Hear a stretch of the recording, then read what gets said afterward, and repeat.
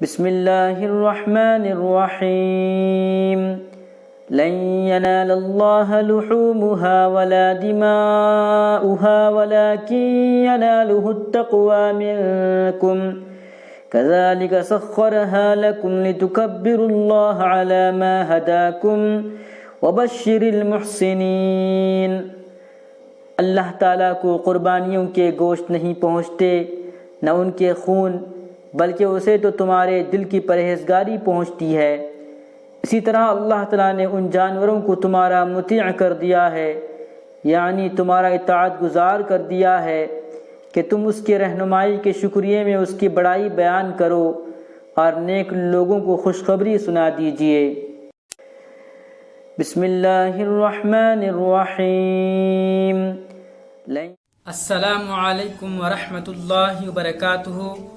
محترم سامعین و ناظرین حضرات، آپ کی خدمت میں قربانی کے فضائل و مسائل کا درس سلسلہ وار چل رہا ہے، اور آج اسی سلسلے کی چوتھی کڑی پارٹ نمبر 4 آپ کی خدمت میں پیش کیا جا رہا ہے۔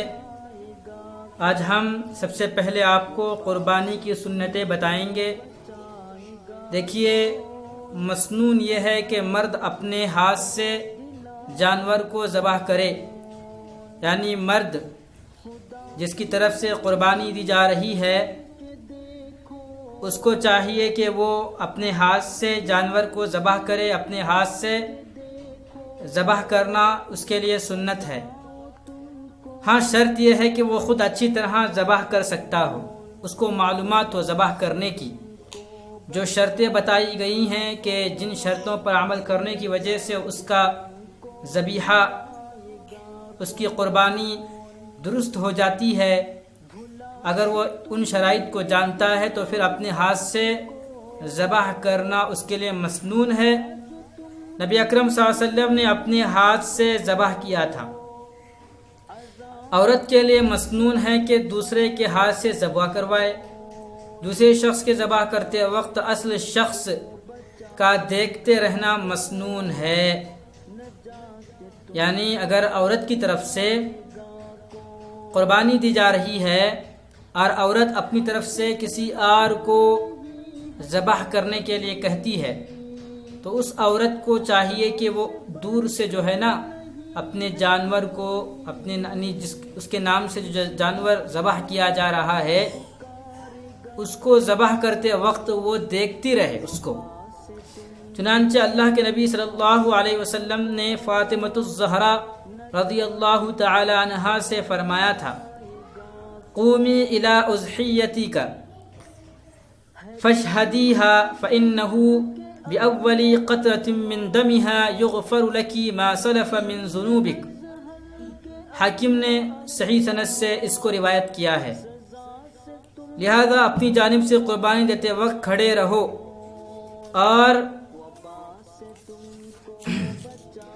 اور اس کو دیکھو۔ قربانی کے جانور کے خون کا پہلا ہی قطرہ ٹپکنے پر تمہاری گزشتہ گناہ بخشے جاتے ہیں۔ لہذا یہ مسنون ہے کہ جس کی طرف سے ذبح کیا جا رہا ہے وہ اس کو دیکھے ذبح کرتے وقت۔ اگر مرد ہے تو وہ سامنے آ سکتا ہے، اگر عورت ہے تو اس کے انتظام کیا جائے کہ وہ عورت پردے میں رہ کر مردوں کی نظروں سے دور رہ کر اپنی طرف سے جو اس کی طرف سے قربانی دی جا رہی ہے، جس کو ذبح کیا جا رہا ہے، جس جانور کو، اس کو ذبح کرتے وقت وہ اس جانور کو دیکھے، مسنون ہے اس کے لیے۔ ضروری نہیں ہے، ہو سکتا ہے کہ وہ عورت اس کو دیکھ نہیں سکتی ہو، لہٰذا ایسی حالات میں وہ نہ دیکھے، لیکن اگر دیکھنے کی طاقت ہے دیکھ سکتی ہے، کیونکہ بعض لوگ تھوڑا سا خون نکل آئے اس کو برداشت نہیں کر سکتے، ڈر جاتے ہیں، خوف کھا جاتے ہیں، دور بھاگتے ہیں۔ تو ایسی حالت میں وہ عورت سامنے نہ آئے، نہ دیکھے، لیکن اگر اس کو طاقت ہے، وہ دیکھ سکتی ہے، ڈرتی نہیں ہے، تو پھر اس کا دیکھنا اس کے لیے مسنون ہے۔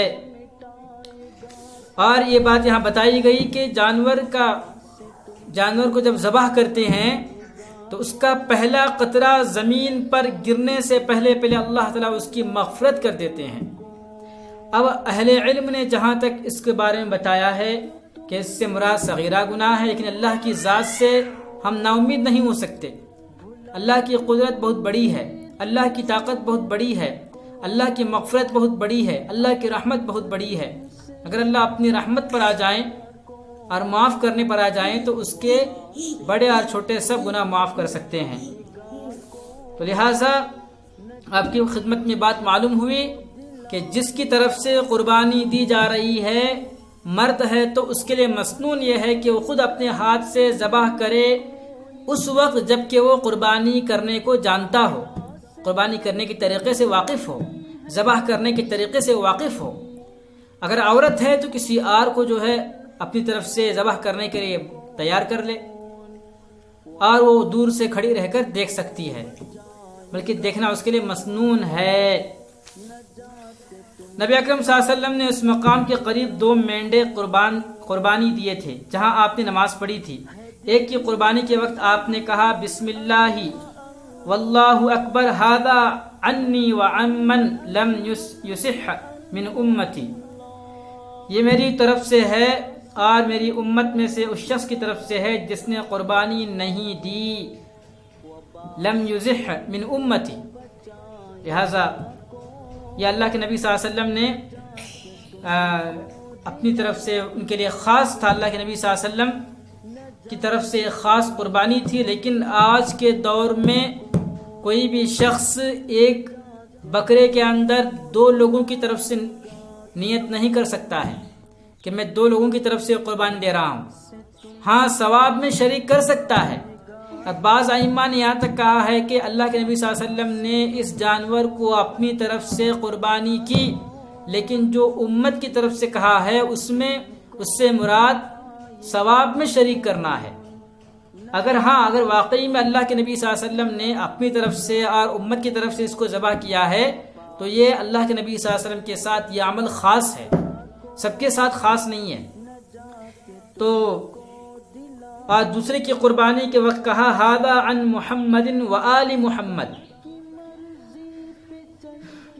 اللہ کے نبی صلی اللہ علیہ وسلم نے قربانی کے وقت کہا ھذا عن امتی جميعا ممن شہد لک بالتوحید وشہد لی البلاغ، لہذا یہ محمد صلی اللہ علیہ وسلم آل محمد صلی اللہ علیہ وسلم کی طرف سے ہے، اور آپ اور آپ کے اہل بیت اس میں سے کھاتے اور مسکینوں کو کھلاتے تھے۔